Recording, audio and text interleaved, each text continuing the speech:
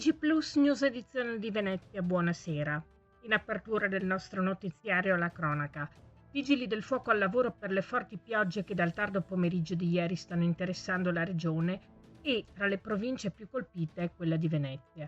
Più di 100 gli interventi effettuati dalle squadre dei vigili del fuoco ancora al lavoro per alberi pericolanti, danni di acqua e allagamenti. Sono 90 le chiamate in coda ricevute dalle sale operative provinciali. E in piazza San Marco a Venezia è tornata l'acqua alta. La marea ha raggiunto quota 99 cm in tarda mattinata, quindi non essendo stata raggiunta quota 110 non c'è stata l'attivazione del MOSE e sono suonate le sirene per informare la cittadinanza.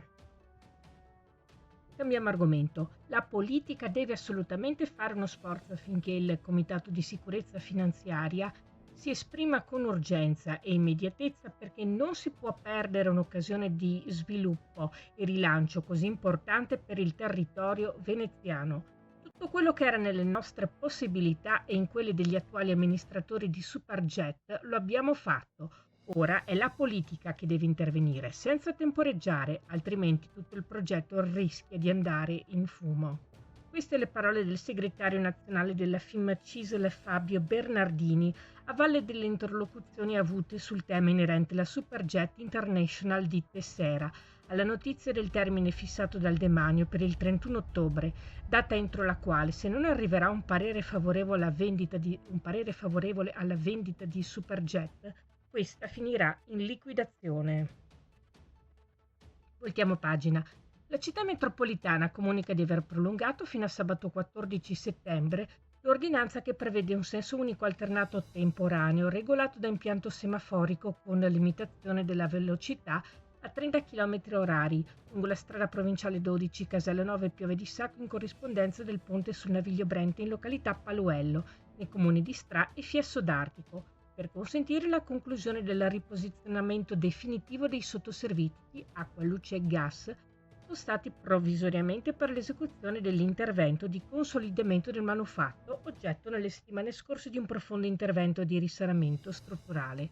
La segnaletica informativa sul rinvio dell'apertura totale del ponte Paluello verrà installata in questo weekend. E sono in corso, in questi giorni, importanti interventi di riqualificazione degli arredi del Bosco di Mestre, Bosco Tolenghi, Bosco di Zaer e Bosco di Franca.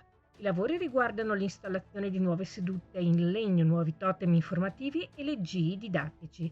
In particolare, sono state sostituite le panchine presenti nelle aree di sosta lungo i percorsi, con nuove sedute in legno massello. Posizionati anche nuovi totem informativi e descrittivi dei boschi e delle zone delle norme comportamentali che riportano un estratto del regolamento vigente per una migliore fruizione.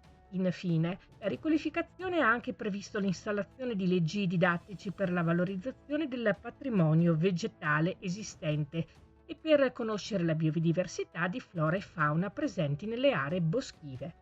In tutto sono state posizionate 15 nuove panchine, 13 totem e 30 leggii. Questa era la nostra ultima notizia. Grazie per essere stati con noi. Arrivederci.